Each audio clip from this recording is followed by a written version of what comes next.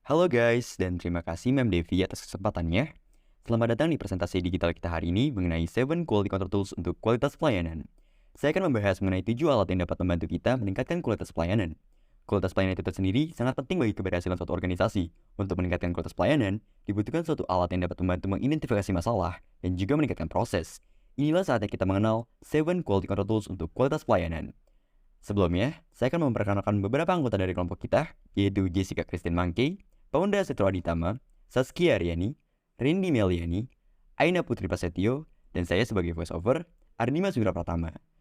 Dan berikut ada beberapa poin yang akan kita demonstrasi dari presentasi tersebut, yaitu stratifikasi, lembar data, grafik, diagram Pareto, histogram, diagram Ishikawa, dan diagram tebar. Selanjutnya, Jessica Christine akan menjelaskan 2 poin, yaitu stratifikasi dan juga lembar data. Jessica, dipersilahkan. Baik, terima kasih Wira. Yang pertama adalah stratifikasi. Definisi dari stratifikasi adalah mengelompokkan atau menggolongkan data berdasarkan faktor tertentu untuk analisis yang lebih rinci. Contohnya, faktor stratifikasi umum mengelompokkan, menggolongkan data berdasarkan yang pertama siapa.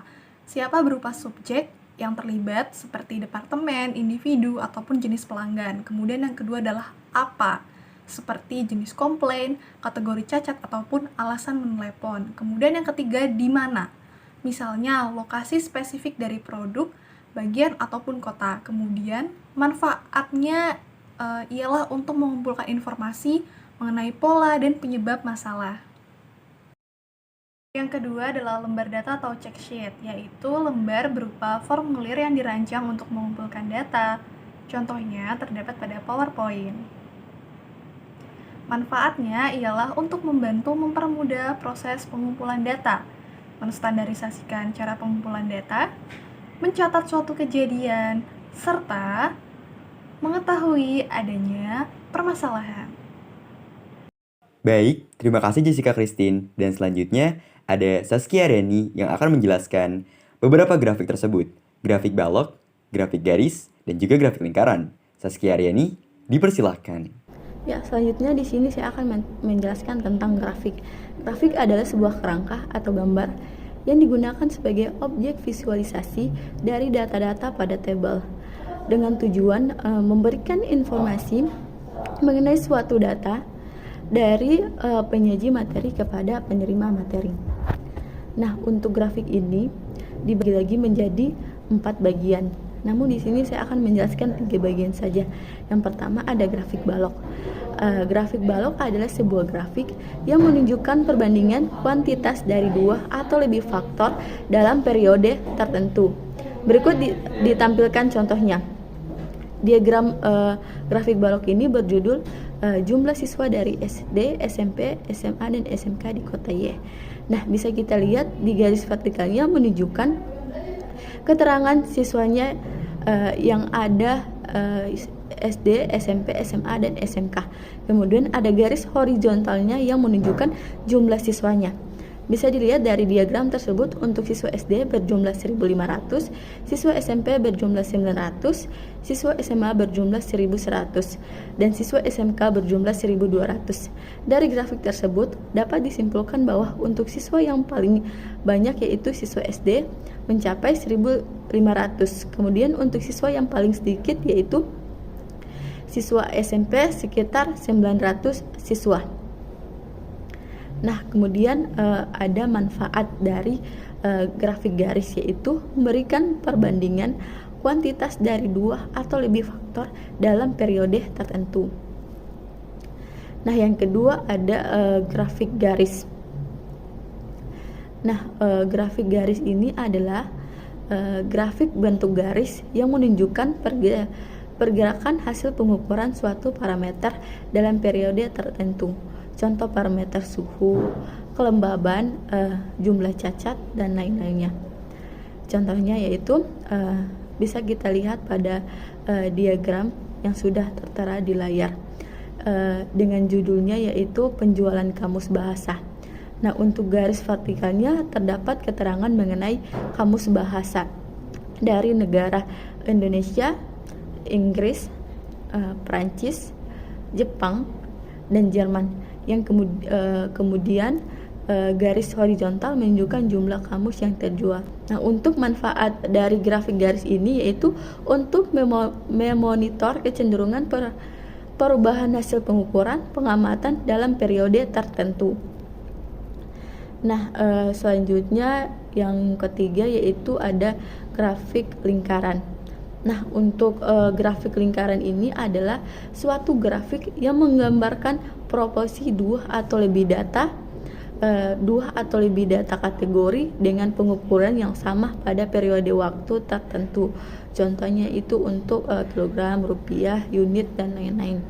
Contohnya yaitu bisa dilihat pada layar yang sudah ditampilkan dengan judulnya yaitu wisatawan yang memilih destinasi di Jawa Tengah.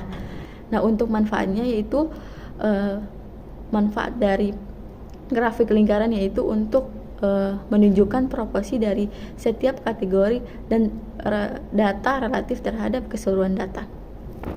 Terima kasih. Terima kasih Saskia Aryani atas eksplanasinya. Selanjutnya ada Pak Undra Seto yang akan menjelaskan dua konsep selanjutnya yaitu control chart dan juga diagram Pareto. Pak Undra, dipersilahkan. Pertama kali diperkenalkan oleh Dr. Walter Showhart, yaitu suatu grafis yang mencantumkan control limit sebagai pengendalian proses. Di atas ada dibatasi oleh OCL atau upper control limit, di tengah ada garis control limit, sedangkan di bawah dibatasi oleh lower control limit atau LCL. Control chart ini digunakan untuk memonitor hasil variasi pengukuran parameter proses dan juga mengidentifikasi penyimpangan dini dan mengambil tindakan sebelum proses out of control. Dengan grafik garis saja kita tidak bisa menyelidiki apakah sebuah titik abnormal atau tidak jika standar pengontrolan tidak jelas, dapat timbul over control atau under control. Selanjutnya ada diagram Pareto. Diagram adalah sebuah grafik balok berbentuk vertikal yang mengurutkan hasil dari pengukuran yang tertinggi ke yang terendah. Diagram Pareto merupakan salah satu bentuk bar chart di mana setiap balok dapat mencerminkan suatu hasil perhitungan kategori, suatu fungsi atau rumus dari kategori seperti rata-rata, jumlah, atau pengurangan, atau jumlah dari nilai dari suatu tabel.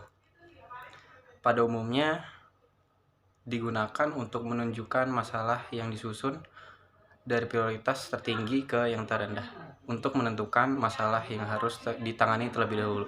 Pertama kali ditemukan oleh Viverdo Pareto, ahli ekonomi Italia.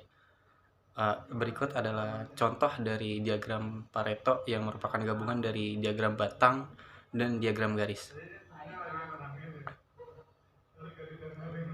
Selanjutnya ada manfaat dari diagram Pareto itu sendiri, merupakan pedoman memilih peluang perbaikan memfokuskan sumber daya pada area, defect, atau penyebab yang menghasilkan keuntungan yang terbesar, membandingkan frekuensi atau dampak dari berbagai penyebab masalah. Terima kasih, saya kembalikan ke moderator. Baik, terima kasih banyak Pak Undra. Selanjutnya ada histogram yang akan dijelaskan oleh Aina Putri. Aina, dipersilahkan. Selanjutnya adalah histogram. Histogram merupakan grafik balok yang menggambarkan penyebaran data sebagai hasil dari satu macam pengukuran atas suatu kejadian atau proses. Berikut merupakan contoh dari histogram. Di sini terdapat data tinggi badan dimulai dari 152 sampai 155 cm dengan frekuensi 10. Kemudian ada 156 sampai 159 cm dengan frekuensi 16 dengan total keseluruhan frekuensi 100. Dapat dilihat dalam histogram, data paling banyak memiliki frekuensi 27 dengan rata-rata antara 164 sampai 167 cm. Selanjutnya, manfaat dari histogram. Yang pertama, berguna untuk menguji bentuk dan penyebaran sampel data. Yang kedua, untuk melihat range dan distribusi dari data continuous. Misalnya, berat barang yang dikirim, dolar yang dibelanjakan dalam setiap PO, dan sebagainya. Selanjutnya, manfaat yang ketiga yaitu untuk melihat variasi dan tingkat pemenuhan spesifikasi atau persyaratan pelanggan, seperti size, cycle time, suhu, dan sebagainya, dan hanya berlaku untuk data continuous saja. Terima kasih banyak Aina Putri. Selanjutnya ada 2 poin terakhir yaitu diagram Ishikawa dan diagram tebar yang akan dijelaskan oleh Rindi Meliani. Rindi, dipersilahkan. 6. Saya akan menjelaskan diagram sebab atau akibat atau yang disebut Ishikawa. Diagram Ishikawa ini memiliki kerangka seperti ikan. Di bagian kepala ini adalah puncak masalah atau dampak dari semua masalah yang disebabkan oleh manusia, mesin, sumber daya, dan metode. Kemudian ada manfaat, yaitu 1. Mengidentifikasi sebab-sebab utama masalah, 2. Mengidentifikasi akar masalah, dan yang terakhir itu 3. Mengidentifikasi beberapa alternatif cara penyelesaian masalah. 7. Diagram tebar atau scatter diagram. Diagram ini menggambarkan hubungan atau korelasi antara dua variabel atau faktor. Ini dia contoh diagramnya. X dan Y mempunyai hubungan yang positif, yaitu digambar dapat dilihat titik koordinat, yaitu ada 1,2, 2,4, 4,5, 5,7, 7,8, 9,10, 10,12, dan 12,14. Nah, lingkaran itu yang disebut dengan diagram pencar. Kemudian manfaat diagram pencar adalah 1. Menyajikan data untuk mengkonfirmasi hipotesa apakah dua variabel atau faktor saling berhubungan atau berkolerasi, 2. Mengetahui seberapa erat hubungan antara dua faktor tersebut, dan terakhir 3. Sebagai tools untuk memverifikasi akar penyebab yang diperoleh dari analisa sebab dan akibat. Baik, sebagai kesimpulan, 7 alat kontrol kualitas untuk kualitas layanan sangat penting bagi setiap organisasi, terutama yang ingin meningkatkan kualitas layanannya. Dengan memanfaatkan alat-alat ini, kita dapat mengidentifikasi masalah dan ketidakefektifan dalam proses kita, dan menerapkan solusi yang efektif untuk meningkatkan pengalaman pelanggan secara keseluruhan. Ingatlah, memberikan pelayanan yang luar biasa bukanlah usaha sekali saja, tetapi merupakan komitmen terus-menerus untuk perbaikan yang berkelanjutan. Mari kita terapkan alat-alat ini di organisasi masing-masing dan bekerja untuk memberikan pelayanan yang terbaik. Terima kasih atas perhatiannya. See ya!